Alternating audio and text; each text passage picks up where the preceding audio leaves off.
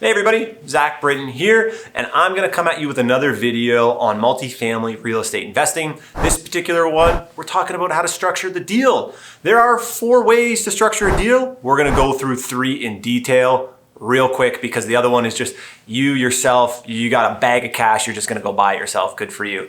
But for those of you investors out there that aren't doing it like that, here's the 3 ways you can structure a deal for multifamily real estate investing. Let's go. Numero uno, number 1, we're gonna go, boom, JVs, joint ventures. We're gonna go through all 3 of these structures in a little bit more detail, but go over some quick pros and cons and the types of deals that they typically apply best to. So don't worry, we'll get into it. We got GP, LPs, general partner, limited partner, partnerships, typically for bigger deals. We'll get into it. And then we just got straight up corps. Buy it in a corporation. All right, so we're gonna start with JVs, so we're gonna break them down. Let's go. Alrighty, so quickly defined. A joint venture involves 2 or more parties coming together to undertake a specific business project, such as a real estate investment, with shared responsibilities, risks, and rewards. So, JVs, basically an agreement between multiple parties on what the deal is, who's responsible for what happens when, and goes through all the details of the deal. Here's what you do. You define equity splits. Who's bringing what to the table? What is each partner doing? And what are they responsible for? And what kind of share of the project, the profits, are they entitled to in exchange for what they're bringing to the table? Profits and losses. Your JV agreement will define what happens with profits, with losses, how they're distributed, who gets what and when, depending on the scenario. Decisions. It also outlines who's going to be making the decisions, when the decisions have to be made. If they're not making the decisions, what happens when.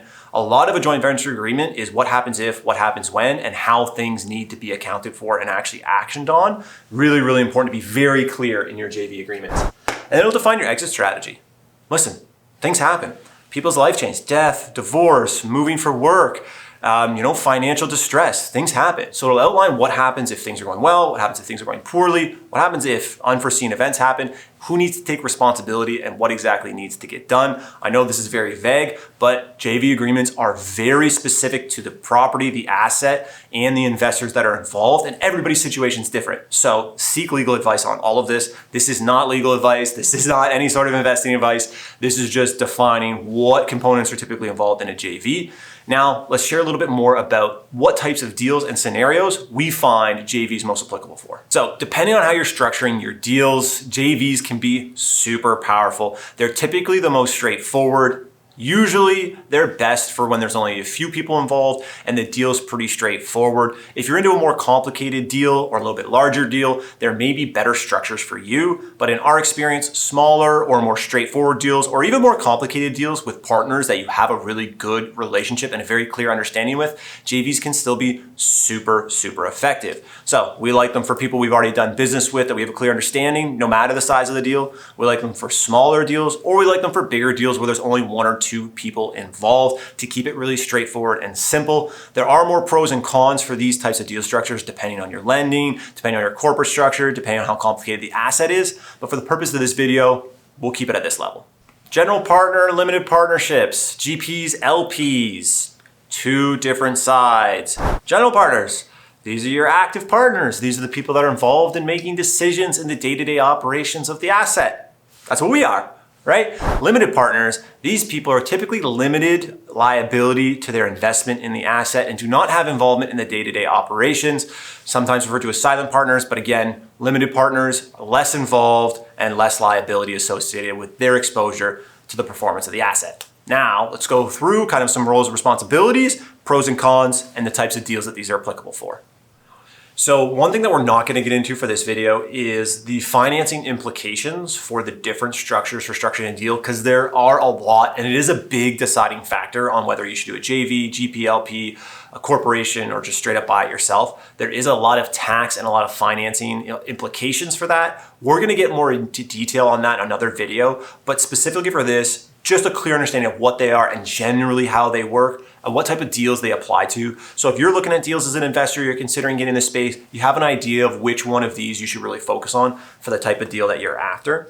So for GPLPs, just the roles. General partner, think of this as, the person that is going in and doing all the work. They're finding the deal, they're putting together the financing, they're taking care of accounting and legal, they're taking care of property management and maintenance, they're taking care of filling vacancies, maintaining the property, hiring staff, insurance. They're doing all the work. They're the general partner. They are the active partner. The limited partner, your role is to bring whatever else to the table, expertise, cash, lending, whatever else you're bringing to the table in order to make the deal work with the general partner, right?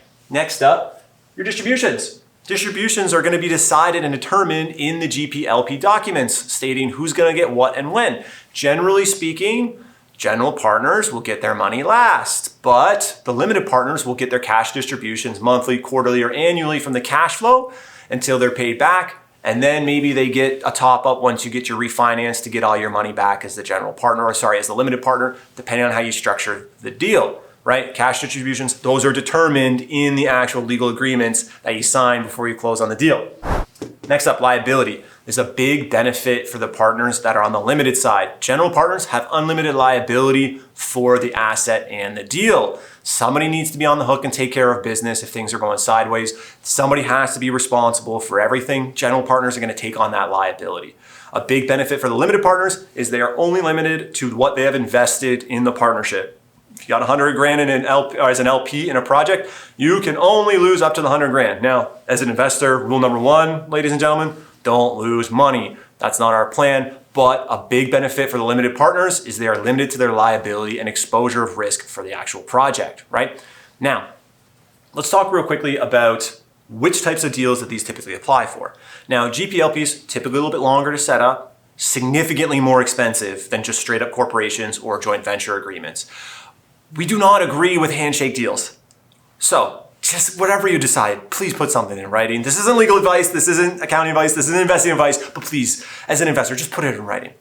The big thing about these is they are much more complicated, they are much more expensive, they're much more detailed, which is great, but they are going to be more expensive and take more time to do so. So it's typically only applicable for much bigger deals. The deal's a lot bigger. The cost to set these up and manage a GP/LP is going to be a fraction of the deal. I'm not going to go and do a GP/LP for a single family flip here in Waterloo Region. The size of the deal, the amount of risk, the complication of the deal is not great enough to offset the costs required for a GP/LP. You're looking at these for developments, much larger multi-units, or much more complicated deals where multiple people or multiple facets and stages are involved in the success of the acquiring, stabilizing, and holding the asset. These are for much bigger deals, much more complicated deals. But if you have questions, talk to legal, accounting, talk to a professional that has experience and can give you real advice on these. They are a lot more complicated, but very powerful for you investors that are looking at bigger deals. Corporations, baby. This is a separate legal entity that you can use to purchase and own real estate here in Canada. I'd like to start off this section by saying this is not legal advice, tax advice, or investing advice, right? Consult a lawyer, please. Ownership. A corporation will go over the ownership structure. There'll be different shares that have different rights, that have different percentage ownerships or different authorities. You can write into the shareholder agreement or into the corporate documents that somebody owns a percentage of the whole corporation or of a specific asset in the corporation. It could go over everything. You can be as detailed as possible. Again, get legal advice, please. And it'll go over your board of directors and your roles. So who are on the board of directors? What are their roles? What are their responsibilities? What happens if they fail to perform? What happens if they become incapacitated or deceased? What happens if they're voted off the island? How do votes happen? How do meetings happen? It'll outline everything in the documents. Next, it'll go over profits and distributions. Who has the rights to what, how they're distributed, when they can be distributed, at what point they're distributed, whether it's a specific cash reserve, whether it's quarterly, whether it's annually, whether it's by vote. There's a million different things that you can do with these. You have a ton of flexibility. This is one reason why corporations can be fantastic to own real estate in. And last but not least, the tax and the liability. There are ways that you can set up your corporation to limit tax and liability risks. You can mitigate them partially or completely with corporate structures. Again, this is not legal advice or accounting advice, ladies and gentlemen, but there are tax implications and there are liability implications depending on the corporation, depending on the asset, depending on who's involved, and depending on who's responsible for what. So please consult with the trusted professional. We have lots of people that have contacted us about investing in real estate, asking if they should start a corporation, asking if it's worthwhile to do so. Please do consult a professional on that. We do have experience, but we can only speak from our own, and ours is unique to ourselves and our situation. So consider a few different options. But for these types of entities, just a straight up corporation, If you're looking at buying deals and figuring out, should I do JV, should I GPLP, or should I do a corp, corporations are the most flexible. They can be just for a straight up single family home, or they can be worthwhile for much larger deals that may be suitable for a GPLP. Depends on your partners, depends on your financing, depends on your personal situation, depends on the asset and how you're gonna be acquiring, managing, and exiting the asset. So get tax advice, get estate planning, get a lawyer to figure out if this is the right move for you, combine all their ideas and their advice and make the right decision for you. We like corporations for pretty much any type of deal, as long as it makes sense for what the partner's goals are and what our goals are for the asset. They can be very flexible. They're a great option. Alrighty, ladies and gentlemen, let's put a bow on this. GPLP, bigger, more complicated, a little bit slower. Awesome for more complicated deals when multiple people are involved, because they're going to be a little bit more expensive and time consuming to set up. The bigger deals means you have enough room in the profits and in the distributions to more than compensate for that. Just my ideas.